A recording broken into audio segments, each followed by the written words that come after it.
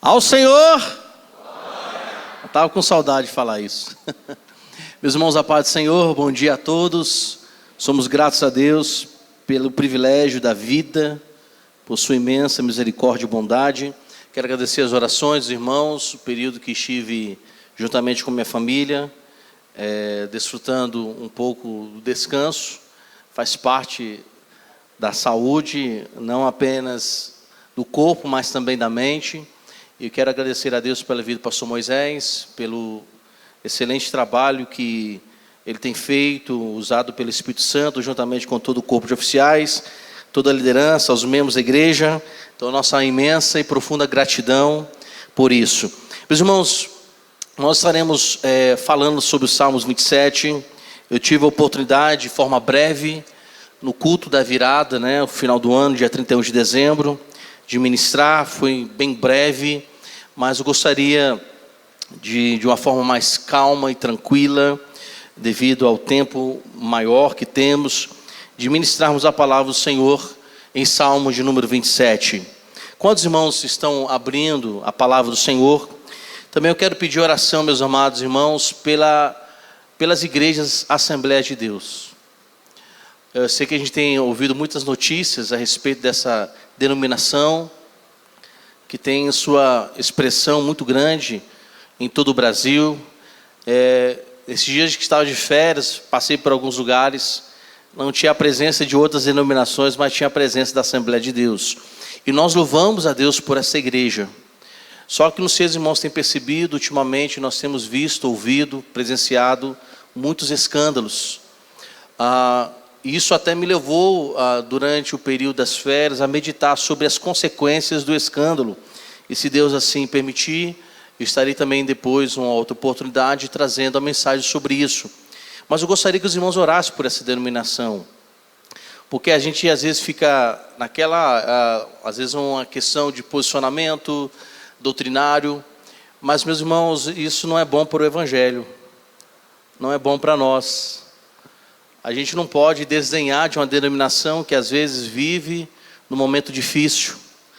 Assim como nós temos ouvido outros escândalos em muitas outras igrejas que professam o nome do Senhor Jesus Cristo, mas contudo nós temos visto uma grande e profunda tristeza em relação ao Evangelho. Para nós que somos cristãos, nós conseguimos de uma certa forma separar, absorver o que é bom e deletar o que é ruim. Mas para aqueles que não têm Jesus Cristo como Senhor e Salvador, todos estão perante eles na mesma igualdade.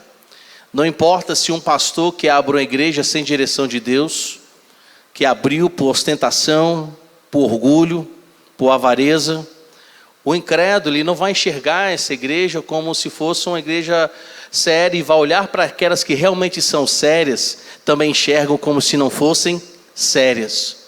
Quando eu vejo um pastor envolvido em escândalo, isso me dói o coração, porque lá na frente o testemunho de uma pessoa que tem vocação pastoral acaba sendo afetada pelo mau testemunho de alguns que ainda mesmo assim lutam e nem chamados por Deus foram para pastorear, mas por causa do seu coração orgulhoso, da sua avareza em achar que ser pastor é título de grandeza e de nobreza. Ela é, evidentemente, porque é dada pelo Senhor, mas não é título de grandeza, é título de ser servo. E isso respalda sobre nós.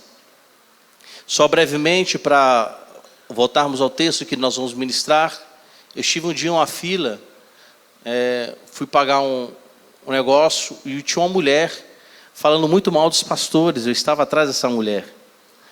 Essa mulher falando, meus irmãos. Aí ela olha para lá. Você não concorda comigo, jovem? Eu falei assim, não, senhora. Mas por que você não concorda comigo? Eu falei assim, a senhora trabalha? Não, eu sou aposentada. Mas você é o quê? Se aposentou como professora. Então a senhora concorda que todos os professores são maus professores? Você concorda que todos os professores, eles são excelentes, são maravilhosos? A senhora concorda que todos os professores são bons? Você fala assim, não. A senhora crê que a senhora é uma boa professora? Foi? Sim. Foi uma professora maravilhosa. Então eu não posso julgar a senhora por causa dos maus professores. Isso, meus irmãos, nós temos um sério problema de generalizar. Mas volto dizendo, o mundo, quando enxerga a igreja, ela não tem o discernimento do Espírito Santo para saber separar o que realmente é de Deus e o que não é. Porque as coisas espirituais só podem ser discernidas por quem é espiritual. Se não for espiritual, quem nunca foi chamado para ser pastor e dar mau testemunho, para ele está no mesmo pé de igualdade de que muitos que com seriedade levam a palavra do Senhor. Então peço aos irmãos que orem por essa amada denominação, que o Senhor tenha misericórdia e que o Senhor também livre a igreja congregacional dos escândalos, que assim o Senhor seja sobre nós. Salmos de número 27, mesmo assentado está escrito: o Senhor é a minha luz e a minha salvação, de quem terei medo?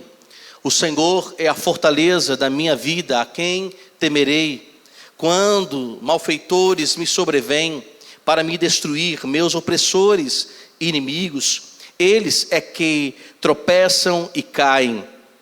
Ainda que um exército se acampe contra mim, não se atemorizará o meu coração.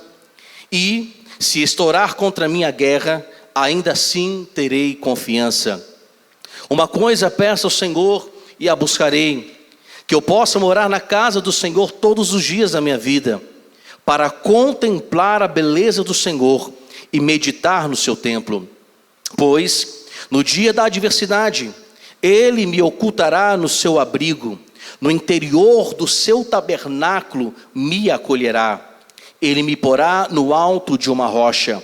Agora será exaltada a minha cabeça acima dos inimigos que me cercam.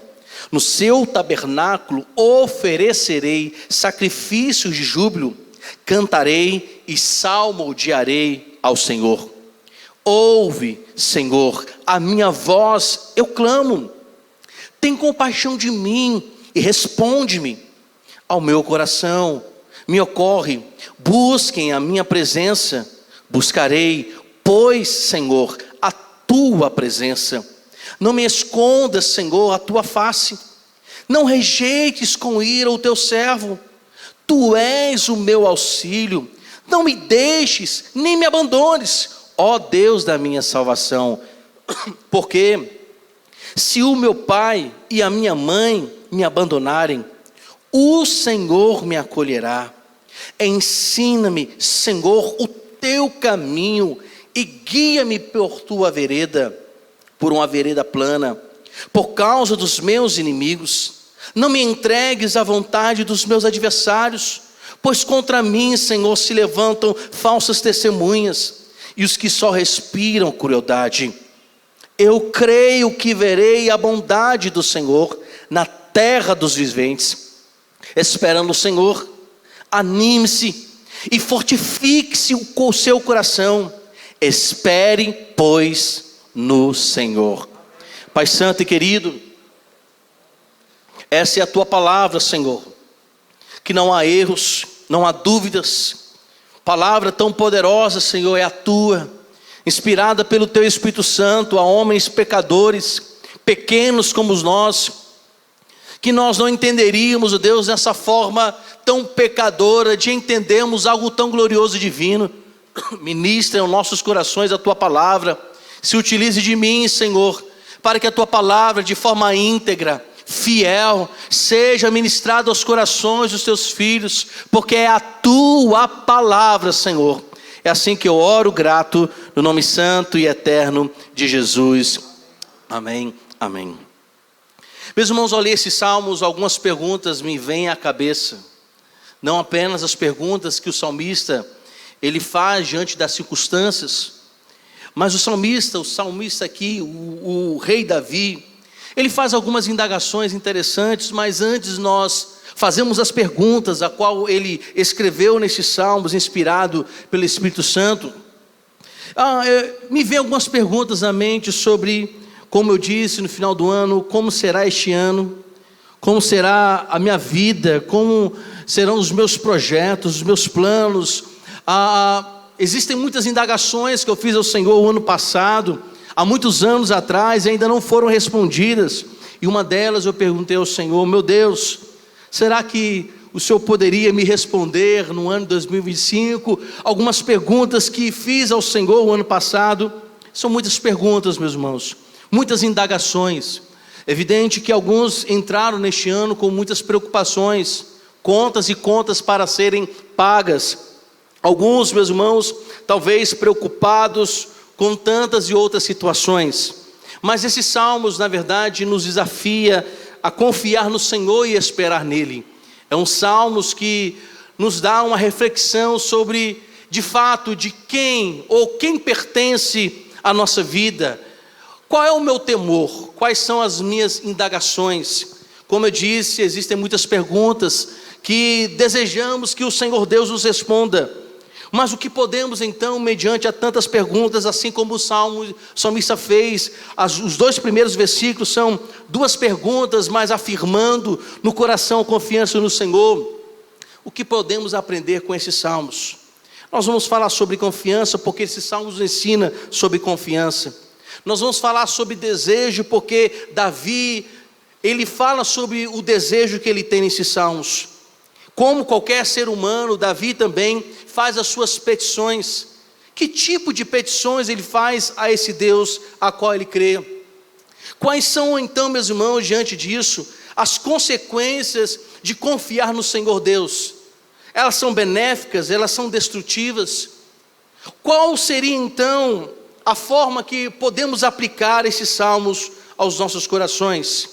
Primeira coisa que eu aprendo nesse salmo é justamente sobre a certeza de que confiança em Deus de todo o coração. Olhem o verso de número 1 ao verso de número 3. Ele inicia perguntando: se o Senhor é a minha luz, é a minha salvação, de quem terei medo? Ele volta a afirmar: se o Senhor é a minha fortaleza, a fortaleza da minha vida, a quem temerei? E ele agora, ele vai trazer uma ação do que está acontecendo sobre a vida dele, o que haverá de acontecer se os malfeitores vierem sobre ele, tentar destruir. Ele vai afirmar que na verdade são os seus opressores, são os seus inimigos, eles que irão tropeçar e cair. No verso de número 3, ele vai então aumentar a ideia de quantidade de inimigos que se levantam contra ele. E ele fala: mesmo que não seja 1, 2 ou 3 pessoas, mesmo que seja um exército.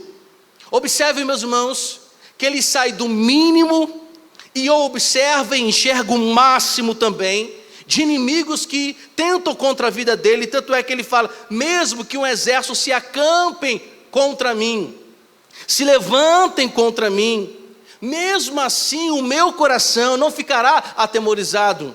Interessante, meus irmãos, que uma das estratégias de guerra que era muito utilizada antigamente, quando fala acampar, a gente vê isso em Crônicas, quando Josafá ouve que existe um exército além do vale. É uma estratégia do exército, acampar-se próximo ao seu inimigo. E quanto maior é o exército, mais sofrimento psicológico ele quer trazer na vida do seu inimigo. Então não é apenas uma estratégia de descanso, uma estratégia de dizer assim: olha, nós vamos descansar para guerrear. É uma estratégia, meus irmãos, de tentar minar o lado emocional do inimigo, tentar minar a estabilidade do equilíbrio emocional do seu inimigo. Por isso que o salmista fala: mesmo que um exército se acampe ao meu redor contra mim, mesmo que esse exército grandioso, na verdade o meu coração não ficará atemorizado, o meu coração não ficará abalado.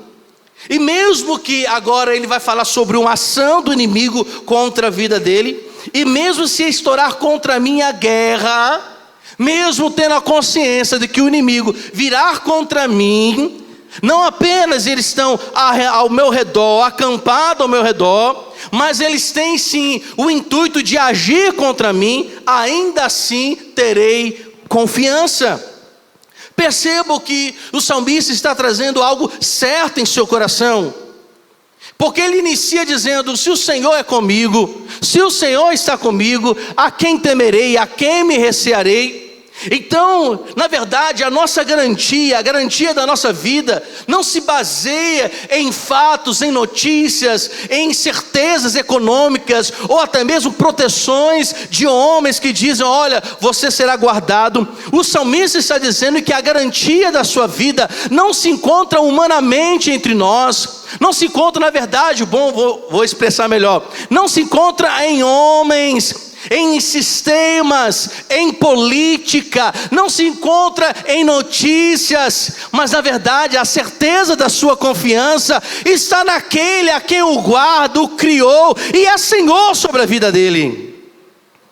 Tanto é que ele expressa 3 coisas a respeito do Senhor Deus sobre a vida dele. Ele vai dizer que o Senhor é a sua luz, o Senhor é quem clareia a sua vida, o Senhor é quem traz na escuridão o discernimento das coisas. Observe, meus irmãos, que o salmista está esperando: Ele é a minha luz, Ele é a minha claridade, é Ele que me faz ter discernimento, porque a luz ela pode ser atribuída a tantos fatores, biblicamente falando. Interessante que o apóstolo João, falando a respeito de Cristo, Jesus Cristo, para um pouco e fala: olha, eu sou a luz do mundo, se vocês me seguirem, vocês não andarão em trevas. Está lá em João capítulo de número 8. Então observe, meus irmãos, que ele fala que essa segurança está naquele quem é a luz dele, que não deixa andar em trevas, porque quem está em trevas não acha a solução, não encontra o caminho, ele se perde, e está propício, meus irmãos, a cair em um abismo ainda mais profundo, porque não consegue enxergar o que está diante dele. Ele afirma a segunda coisa a respeito de Deus: não apenas Ele é a luz, mas ele vai falar que Ele é a salvação. Que não tem como, meus irmãos, encontrar a salvação a não ser por o nosso Pai. E agora, é claro, revelado Jesus Cristo até nós, e sabemos que Jesus Cristo é a nossa salvação. E não há outra pessoa quem possa dar a salvação, quem possa nos livrar do pecado, do mal, como já foi orado nessa manhã, como já foi, meus irmãos, cantado nessa manhã. Então não apenas o Senhor Deus é quem clareia as nossas mentes, o nosso caminho, é a luz que nos faz enxergar os pecados, nos tornar, meus irmãos, totalmente perceptíveis a todas as coisas, como Ele, somente nele encontramos a salvação. Muitos, com a eleição do presidente Donald Trump, estão se baseando nele. E alguns brasileiros estão confiantes que vai mudar por causa dele.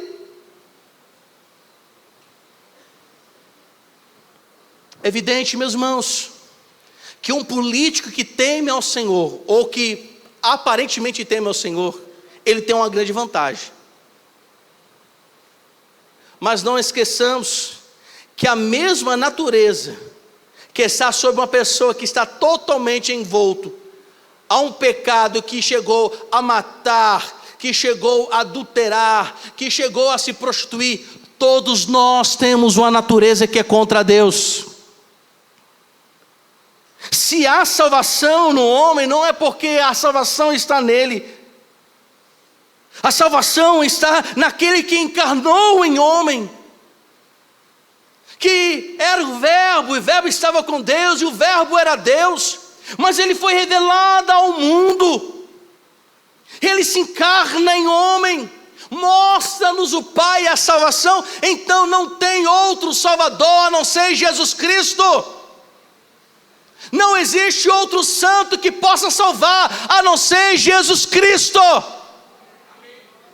E o salmista fala: é Deus que é a minha salvação. E ele atribui a terceira característica a Deus, que não é apenas a luz e a salvação, mas ele fala: olha, não apenas Ele é meu Salvador, como Ele é a minha fortaleza. O Senhor é a fortaleza da minha vida. Interessante que o mesmo Salmos, meus irmãos, 91, Verso 2 fala aqui, verso 1 e 2 fala: aquele que habita no esconderijo do Altíssimo, na sombra do Onipotente, ele irá descansar. Do Todo-Poderoso poderá dizer o Senhor: Deus, Tu és o meu refúgio, Tu és a minha fortaleza, Tu és, Senhor, tudo, porque em Ti eu confio. Diante disso, meus irmãos, o salmista, nesses salmos, o rei Davi, nos traz que a certeza de nossa confiança está apenas em Deus e mais ninguém.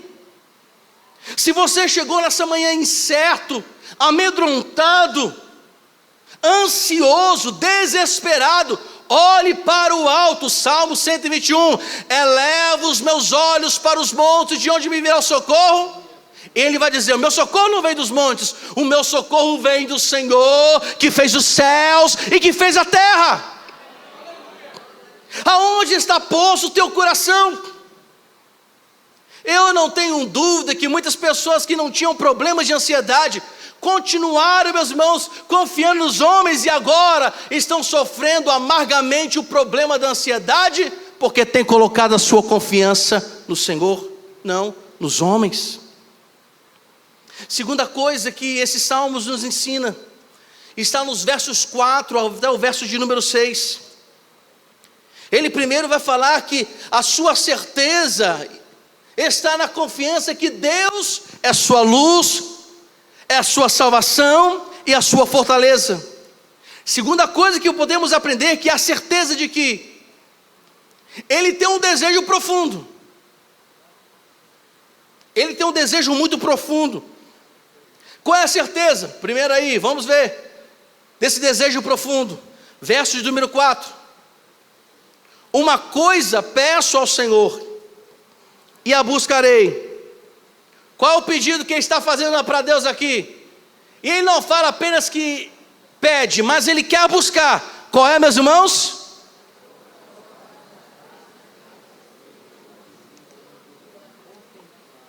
Se eu falar que ele está com fome, e se eu pedir para o irmão pagar o seu almoço hoje, você vai dar glória a Deus, vai estar até de hipnote aqui. Qual é o que ele está pedindo aqui? Uma coisa peço ao Senhor e vou buscar. Qual é o desejo dele aqui? Perceba uma coisa, ele não apenas está desejando, ele está falando que o seu desejo se tornará realidade. Meus irmãos, uma das coisas que mais ouvimos na igreja é: se eu sentir de Deus, eu vou fazer. Quando eu sentir de Deus, eu vou perdoar. Quando eu sentir de Deus, eu vou jejuar. Quando eu sentir, nós estamos muito no campo da emoção e nenhuma ação. Volto a dizer, o que teve gente do dia 31 de dezembro de 2024 que fez voto ao Senhor, não está no gibi não. Senhor, se tu,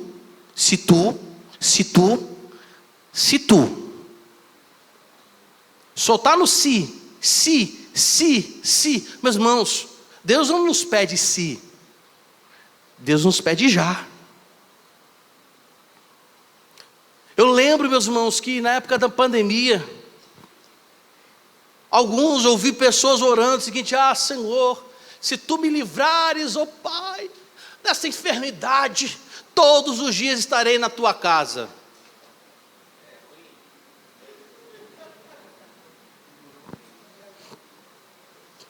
Senhor, essa aqui não é nova não, é antiga. Se tu abris a porta, meu Pai, eu serei fiel contigo.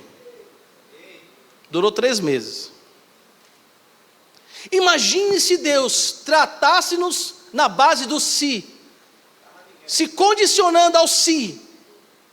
Se eu ficar bem, eu mandarei meu filho para morrer. Se eu achar que é bom. Meus irmãos, é por isso que a Bíblia nos fala: é sim, sim ou não, não.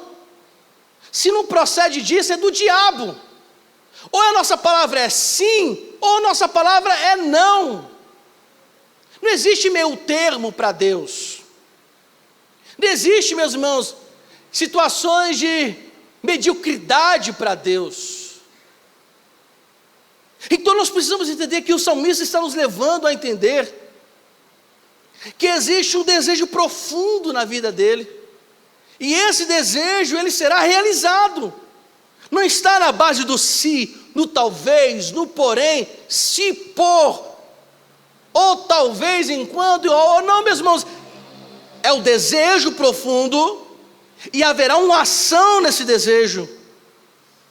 Ele está determinado a buscar a Deus, ele está determinado a estar nos pés do Senhor.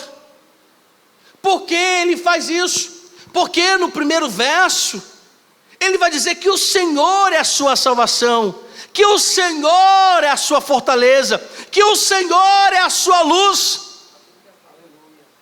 Então, se ele quer buscar ao Senhor, porque ele entende que Deus é importante na vida dele. Quando, meus irmãos, algo é importante na nossa vida, a gente faz de tudo para tentar conquistar.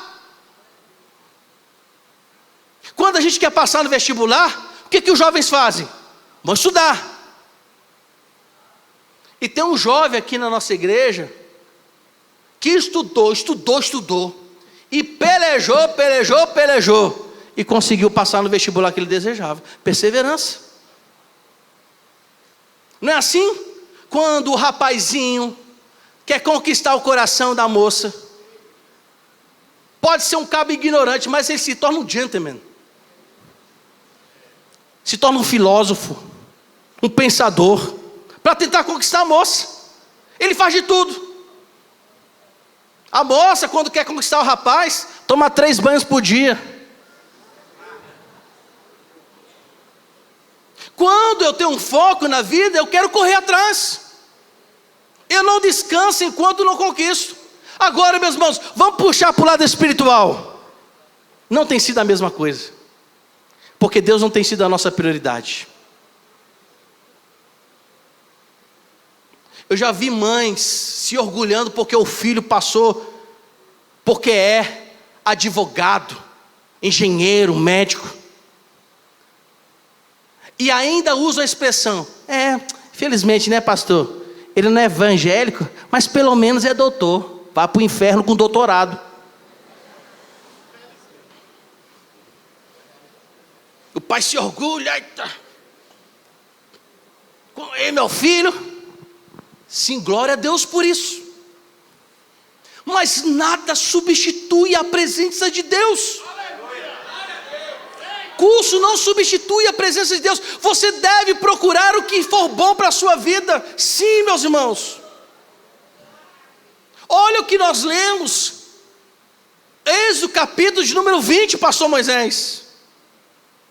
Mandamentos que não devem ser, meus irmãos, de forma nenhuma abandonados. Mas o que o salmista está nos ensinando para a nossa vida, nesses últimos dias, que são cruéis.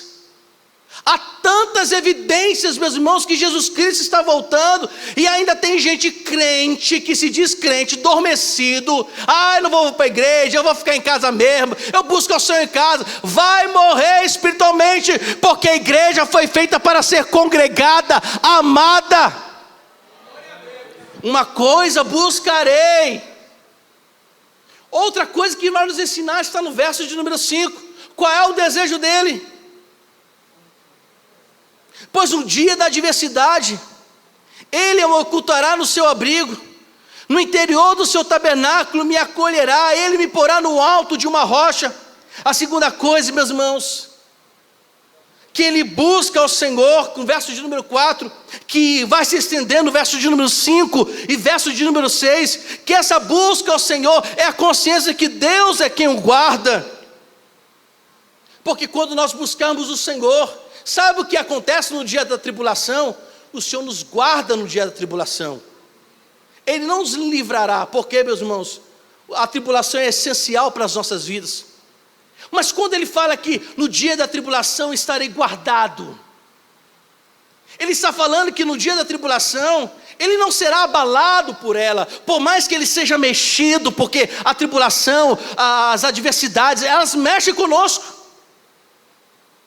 Ela mexe conosco, nos gera as preocupações. É natural que uma adversidade nos faça isso. E até em momentos que ficamos um pouco assim, sabe, não dormimos, acordamos mal, pensativos. Faz parte, meus irmãos, faz parte. Eu nunca pedi a Deus para me livrar das tribulações, nunca orei assim, porque eu sei que tudo que Deus tem para a nossa vida tem propósito. Romanos 8 fala que tudo contribui para o bem daqueles que amam, que são chamados segundo o seu desígnio. Quem foi chamado pelo Senhor, obedece ao Senhor, que está aos pés do Senhor, passará por tribulação. Mas qual é a diferença? Que nessa tribulação, ele não será chacoalhado ao ponto de desistir. Nessa tribulação, nessa adversidade, ele poderá ser até, estremecido por alguma coisa, mas ele não será afetado ao ponto de desistir. Por isso que o salmista vai dizer: no dia da adversidade, ele me ocultará no seu abrigo, eu estarei guardado com ele, ele estará presente comigo. É isso que torna, meus irmãos, a adversidade, de uma certa forma aqui, um pouco mais confortável para quem está no Senhor. Para quem não está com Deus, a adversidade é ruim mesmo, é péssima. Paulo, escrevendo em Romanos capítulo de número 5, ele diz, quando ele fala que somos justificados pela fé em Cristo Jesus, e ele vai dizer que a tribulação, ela produzirá experiência. Olha, meus irmãos, o nível de produção da tribulação. Na produção dessa experiência vai produzir perseverança em primeiro lugar, depois experiência, depois esperança. Nos fará enxergar muito mais do que além da adversidade. É como, a gente estava viajando, né? Fomos ali para o sul. Meus irmãos, tivemos quase 30 minutos de turbulência no avião. Eu para lá. O povo. E eu. O povo. E eu. Eu olhava para o lado. Tinha uma irmãzinha aqui com a mocinha, Senhor. Eu estava fazendo o quê? Dormindo. Aí pergunto, por que você estava dormindo? Não adianta nada ficar apavorado. Mas quando aquela turbulência, meus irmãos, está ali chacoalhando, eu estava pensando, meu Senhor, como Tu és maravilhoso. E eu estava do lado, meu irmão, encostado, dormindo. Eu olhei para um lado, olhei para o outro, estava Luana, Mariane também, Natan, tudo dormindo. E o povo. Meus irmãos, eu estava me sentindo na montanha-russa. Quase 30 minutos de turbulência. Mas eu tinha uma convicção. A minha vida pertence a Deus. Não é a turbulência que vai me tirar a vida. Não é a doença que me tira a vida. É a vontade de Deus sobre mim. É isso que precisamos entender. O salmista está dizendo que Ele vai ocultá-lo. Deus vai guardá-lo. A sua presença o guardará. A sua presença o tornará seguro. Por isso que ele vai dizer aí, ele me ocultará. Observe que ele vai agora trazer que nesse ocultar, eu não vou ficar, meus irmãos, ao ponto de estar tão descansado e ficar ali porque estou, não. Mas quando estiver oculto, olha só o que ele vai dizer. Existe uma ação nesse ocultar. Ele vai dizer, ele me ocultará. Aonde? No interior do seu tabernáculo me acolherá. Percebam, meus irmãos, que ele vai trazer novamente a ideia do tabernáculo, ou seja, da sua presença. É a presença de Deus que nos traz alívio na adversidade. É a presença de Deus, meus irmãos, que nos guarda no dia da adversidade. Porque Ele me porá em uma rocha alta. A ideia de alto não está de longe apenas aqui das adversidades. Mas ele traz a ideia da segurança plena que temos em nosso Deus, que quando na adversidade Ele está conosco, nele terei plena segurança. Quando a gente entende isso, aí vamos entender o Salmo de número 3 e 4. Em paz me deito, logo pego no sono, porque só Tu, Senhor, me faz repousar em segurança. Terceira coisa, verso de número 6. Na certeza desse desejo profundo da busca ao Senhor, haverá ação, mas haverá consciência da segurança ao nosso Deus. Verso 6 ele vai dizer: agora, Senhor, será exaltada a minha cabeça acima dos inimigos que me cercam. No seu tabernáculo, olha só novamente aí, na presença de Deus, na busca ao Senhor, porque tem gente que é assim: eu vou confiar no Senhor e está pronto, está ótimo, não preciso fazer mais nada. Não, quando o Senhor nos guarda da adversidade, devemos continuar a estar na sua presença, buscando, adorando, prostrando-nos diante dele, no seu tabernáculo. Verso 4, parte a última aí: eu vou oferecer sacrifícios de júbilo. Olha só como será a vida dele. Ele não vai ficar, meus irmãos, murmurando, porque tem gente que é guardado por Deus e vive murmurando. Deus está protegendo, mas continua na murmuração. Meus irmãos, como isso é terrível. Minha esposa sempre fala, né, ingratidão. Às vezes você está abençoando a pessoa, Deus está abençoando, e a pessoa continua murmurando, continua reclamando. Deus está guardando, Deus está livrando, Deus está movendo, mas as pessoas continuam, em vez de adorar ao Senhor, reclamando. Ele vai dizer: eu sei que o Senhor me protegerá, mas eu não ficarei quieto nessa proteção. Eu cantarei, eu jubilarei, eu salmodiarei ao Senhor Deus da minha salvação. É assim que a igreja deve fazer. Nesses dias difíceis, não é para a gente murmurar, não. É no momento que o Senhor tem nos guardado, tem nos livrado do mal, é o momento de dar glória a Deus.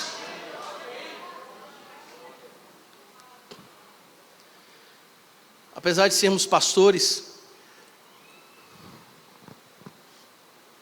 e sempre estamos ouvindo, meus irmãos, nos gabinetes,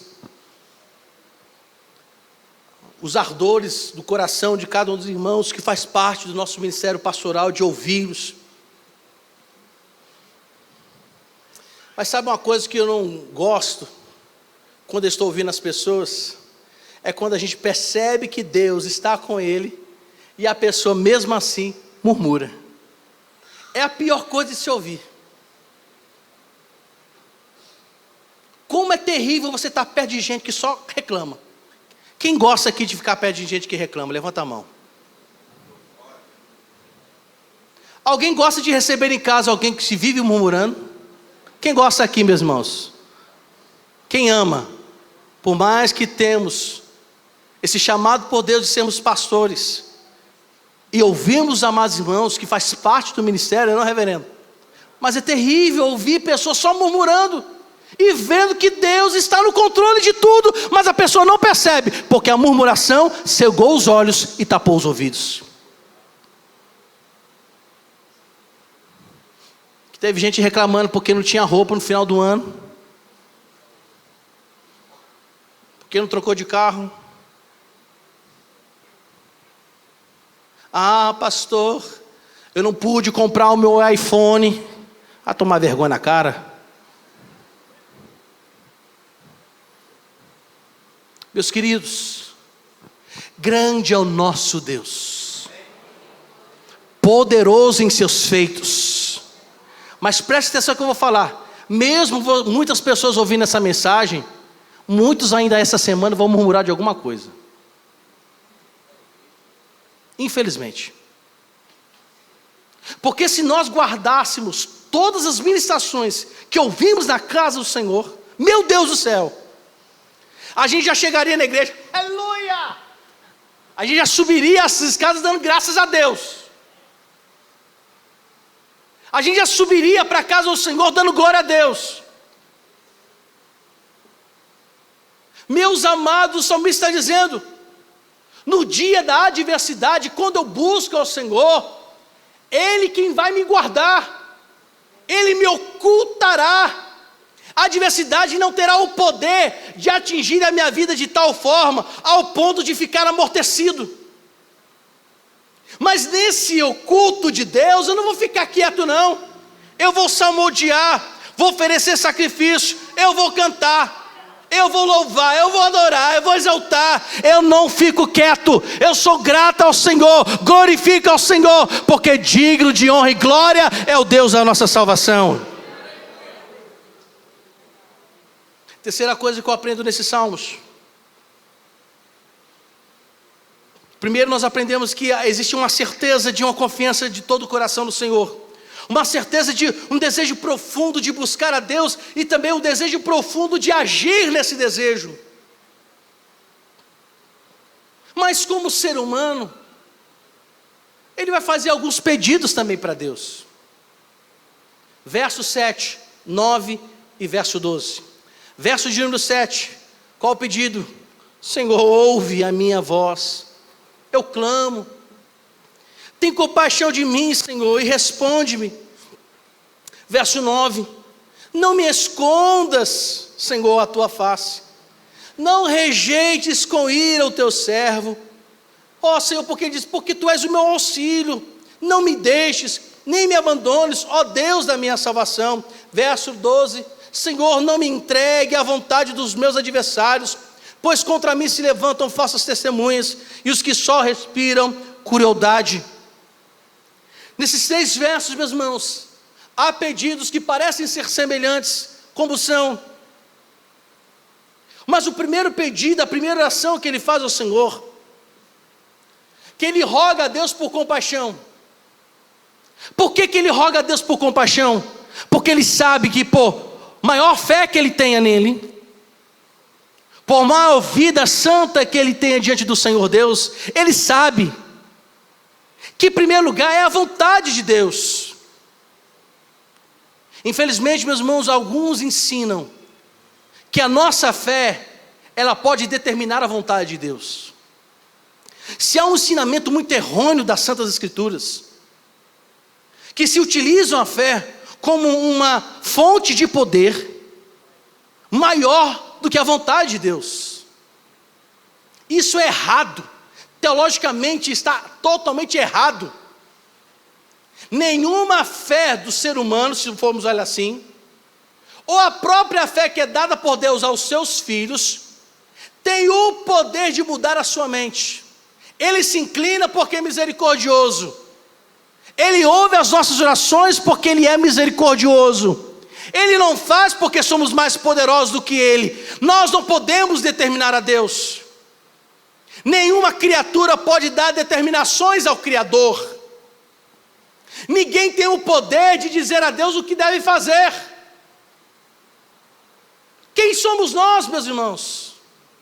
Ah, pastor, tenho fé. Glória a Deus, deve ter. Eu tenho fé, meus irmãos, que Deus é poderoso para levantar um morto. Eu tenho fé. E eu creio que Deus é poderoso para fazer o paralítico andar, o cego enxergar, o mudo falar. Eu creio nisso. Mas ela não está acima da vontade de Deus. É onde que muitas pessoas se frustram diante de Deus, porque acham que o seu pedido, a sua fé, poderá determinar a Deus o que deve ser feito. Aí quando Deus não faz, porque Deus não tem obrigação. Na verdade, Deus não tem nem a obrigação de nos responder. E Deus não tem nenhuma obrigação conosco não, meu irmão. Ah, pastor, porque... Não tem não. Ele faz porque é bom. Repita comigo: meu Deus é bom. Ele faz porque Ele é bom. E a sua misericórdia dura para sempre. Mas percebam a fala de Davi diante de Deus. Ele reconhece: Senhor, tem compaixão de mim. Ele não fala: Senhor, faça isso. Tem compaixão de mim. Tenha compaixão de mim. Eu clamo ao Senhor. Ó Senhor, me responde. É um clamor de qualquer ser humano. Verso de número 9. Ele pede, meus irmãos, interessante, no verso de número 5, para se ocultar da adversidade. Mas no verso de número 9, ele fala: Senhor, não me escondas a tua face. Ele pede: Senhor, não se esconda de mim, ou seja, não esteja ausente da minha vida. Em que sentido? Que a vontade dele não seja feita, em que a mão dele não seja sobre ele. Ele fala: Senhor, não quero de forma, eu quero ver a tua face. Mas preste atenção, ver a face de Deus não é apenas ver a glória dele, é ser santo e desejar ser santo como ele é. Porque tem gente que quer ver a face de Deus para ver a sua gloriosa potência. Não tem nada de mal nisso. Mas ver a face do Senhor é ver a sua santidade. Não se esconda de mim, Senhor. Não rejeite-me na tua ira, o teu servo. Por que ele diz isso? Porque ele sabe que um Deus irado é um problema seríssimo, meu irmão. A ira de Deus só não está sobre nós porque Cristo Jesus cessou sobre nós a ira do Pai. Se o sangue não fosse derramado na cruz, a ira de Deus cairia sobre nós de uma forma tão tremenda e perigosa que os irmãos não têm ideia. A ira de Deus, me permita falar, é pior do que o inferno. Tem gente brincando com as coisas de Deus. Meus irmãos, eu sei que às vezes parece ser engraçado, eu já ri também. Mas eu tenho refletido sobre isso. Gente que fica usando como piada falar língua estranha.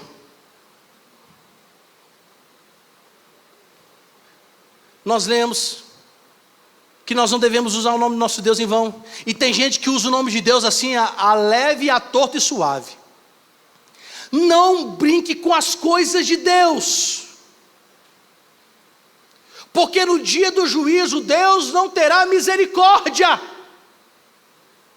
Estão aí brincando com Jesus Cristo, satirizando Jesus. Estão aí escarnecendo Jesus Cristo.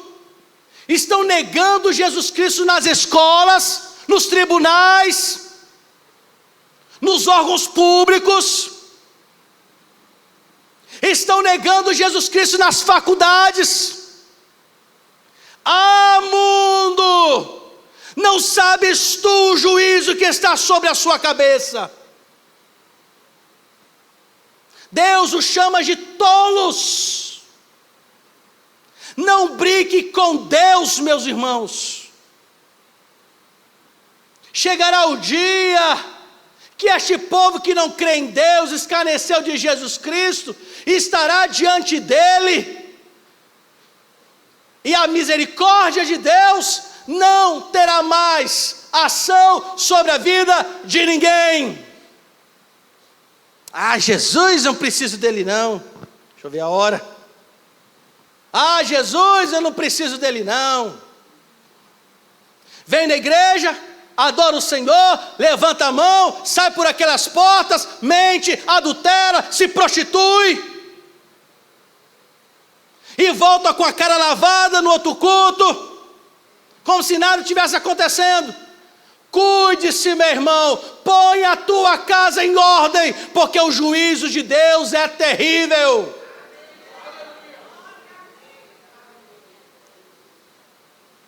Pastor Moisés, eu tive a oportunidade de assistir cultuar o Senhor no YouTube, que alguns lugares que eu não fui, infelizmente, não tinha igrejas. Pastor Moisés, no último domingo desse mês de janeiro, pregou para a família, e leu Êxodo capítulo 20, e utilizou o 6º mandamento, é isso? Não matarás. E eu quero, meus irmãos, que você veja essa mensagem, muito pertinente. E ele cita que um momento, meus irmãos, estão aí brincando, pessoas se odiando, ninguém fala um com o outro. Não brinquemos com as coisas de Deus. Deus é terrível, Ele é bondoso, maravilhoso, misericórdia, sim. Se não fosse, não teria enviado Jesus Cristo. Se Ele não nos amasse, meus irmãos, Ele iria nos exonerar deste mundo, sem ter a possibilidade de ver a salvação. Mas Ele enviou Jesus Cristo. Cristo constitui a sua igreja, e aqui estamos para a glória do Senhor. Não brinque de ser igreja. Deus te vê no secreto, vê quando está sozinho lá, vendo que não presta. Ele sabe quando você está mentindo dentro da sua casa e no trabalho. Ele sabe quando você está fazendo coisa que não é devida. Deus vê. E o salmista fala: Senhor, eu não quero ver a tua ira, eu não quero experimentar a tua ira. Ele fala: não quero ser rejeitado com a tua ira. Verso de número 12. Ele pede: Senhor, não me entregue nas mãos dos meus adversários. Eu não quero estar nas mãos dos homens, eu não quero estar nas mãos dos inimigos. Por quê, Senhor? Ele pede, porque Ele sabe, meus irmãos, que por maior que seja o tratamento de Deus, e é doloroso Deus tratar conosco, dói, arde, mas o tratamento de Deus é curador. Ele trata com a gente, coloca aquele metiolate santo, que não sei quem experimentou metiolate antigamente, está ali o doutor Gilmário, né? Eu tomava cada bezetacil quando era criança, meu irmão. Quando minha mãe falava: vamos tomar bezetacil, mãe, de novo, eu já chegava desmaiado no hospital. Quem já tomou bezetacil sabe que o negócio é pentecostal. Mas qual é o resultado? Melhorar. Tratamento de Deus dói, nos esmiuça. O tratamento de Deus nos humilha, Ele nos quebra, e a gente fica tão quebrado, tão pequeno, mas é saudável. É o amor dele nos melhorando como ouro no fogo, que só sai quando estiver brilhando, refletida a sua face. Mas quando são os homens, é um tratamento sem misericórdia. O julgamento dos homens, meus irmãos, é doloroso ao ponto de ser mortífero. A vontade dos homens é aniquilação. Um dia alguém me perguntou: pastor, se você fosse Deus, eu não ia ser nada, porque se eu fosse Deus, eu não estaria aqui. Se fosse Deus, não tem como a gente ser Deus, não. Imperadores se levantam, impérios, mas caem. Ele fala: Senhor, eu não quero estar nas mãos dos homens, dos inimigos, eu não quero ficar submetido a eles. Porque está aí, meus irmãos, mentiras sendo levadas, mentiras, pessoas sendo julgadas, não segundo a justiça, mas segundo a si mesmos. Por isso que ele fala: Senhor, o meu desejo, a minha oração, é que eu esteja nas suas mãos e não nas mãos dos meus inimigos. Concluindo esses salmos, o salmista, meus irmãos, ele inicia falando sobre que o Senhor é salvação, que é luz, fortaleza. Por isso não há temor em seu coração. Eu quero concluir esses salmos fazendo algumas perguntas a todos nós também. Qual é a sua maior preocupação? Sua perda do emprego? Não poder pagar os seus compromissos? Não poder obter o que deseja? Ficar sozinho? alguém que é amado seu te abandonar, qual é o seu maior temor? Ser traído, ser abandonado, ficar enfermo, receber uma notícia de uma enfermidade terrível, não poder vencer as doenças. Qual é o seu maior medo? Diante de tantas e todas as perguntas que podemos fazer, que nos assombram, nos fazem tremer, eu termino dizendo, o que o salmista nos ensina sobre quais são as consequências de confiar em Deus. O que nos leva a confiar no Senhor. Verso de número 2, ele vai dizer que confiar no Senhor é ver os opressores e os inimigos caírem, tropeçarem.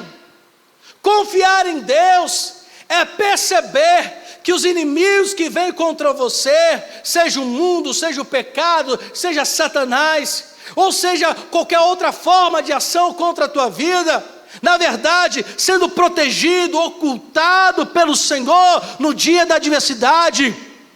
Mesmo que os inimigos tentando de forma psicológica, tentar abater o seu emocional, você que esperando no Senhor e confiando no Senhor, é você que verá eles sendo derrubados. Na adversidade, verso de número 5, confiar no Senhor é estar no lugar alto, rochoso, ou seja, estar no lugar firme, inabalável. E quem é este lugar? A presença do Senhor. Qual é a consequência de confiar em Deus? Verso de número 10, ele vai dizer, mesmo que o meu pai e minha mãe me abandonem, mesmo aquelas pessoas que eu mais amo, mesmo aquelas pessoas que me deram tudo, vierem dizer, não querem estar mais perto de você, eu olharei para o alto e terei a consciência, Deus está comigo, Deus é o meu auxílio, Deus é a minha companhia. A consequência de confiar no Senhor gera isso.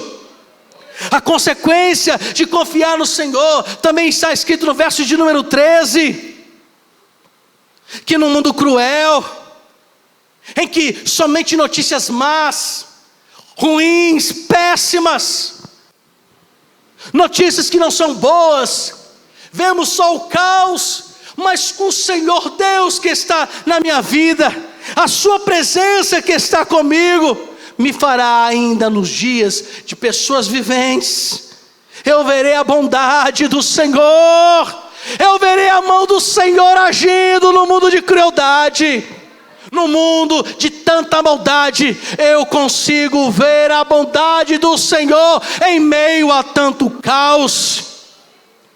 Por isso as Santas Escrituras, meus irmãos, estão repletos de versículos que nos mostra a importância de confiar no Senhor. Verso de número 37, capítulo 37 de Salmos, verso de número 5, vai dizer que nós devemos entregar a nossa vida ao Senhor e confiar nele. Provérbios de número 3, verso 5, ele diz que devemos confiar no Senhor de todo o coração e não nos apoiar no nosso próprio entendimento. Jeremias capítulo 17, verso 7 vai dizer que bendito é aquele que confia no Senhor e cuja esperança está nele. Hebreus capítulo 13, verso 6 vai dizer, assim afirmamos confiadamente, o Senhor é o meu auxílio, não temerei o que alguém pode me fazer. João capítulo 14, verso de número 1, Jesus nos fala que o coração de vocês não fique angustiados, vocês devem crer em Deus e devem crer em mim, diz o Senhor Jesus Cristo. Se você não quer ter temor, 4 aplicações são necessárias. Primeiro está no verso de número 8.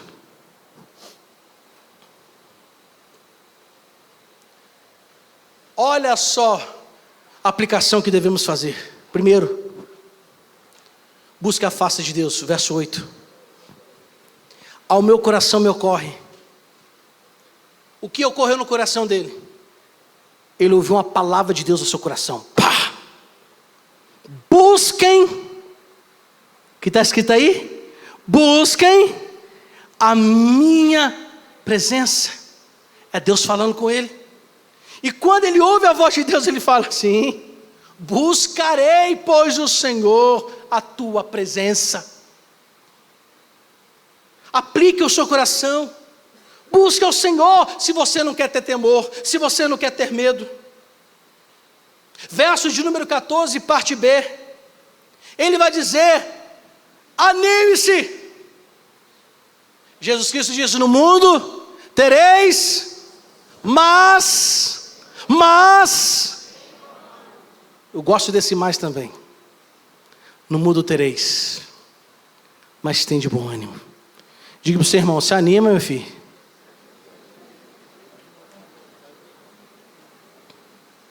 Terceira aplicação está no verso 14, na outra parte desse verso. Fortifique-se o coração. E como nós fortalecemos o coração? Sentimentos, intuição e outras coisas mais. É na palavra do Senhor. Todo sucesso na vida do homem está em meditar na palavra do Senhor. É isso que Deus diz a Josué: se você meditar na minha lei dia e noite, você será bem sucedido. Só que preste atenção, a ideia desse verso, dessa frase bem sucedido, dessas frases, não é sucesso, meus irmãos, em outras questões, porque a gente pode dizer: você é bem sucedido em tudo. Não. O maior sucesso que o ser humano pode ter é a compreensão exata e íntegra da palavra do Senhor. É o que mais o Espírito Santo, ao inspirar os homens a escrever coisas tão divinas e eternas, não é ter sucesso neste mundo, apesar que isso é misericórdia de Deus. Mas qual é o maior sucesso da face da terra? É compreender as santas escrituras e ter nelas a vida eterna. O que ter nelas? Cristo. Porque conhecemos Cristo, o Deus, o Espírito Santo, por causa da palavra inspirada. Quarta e última aplicação, ele vai dizer: não apenas se anime, não apenas se fortaleça, mas espera em Deus. Aguenta só mais um pouquinho aí, meu irmão. Não se esmoreça não. Aguenta só mais um pouquinho. Vamos colocar de pé. Vamos orar.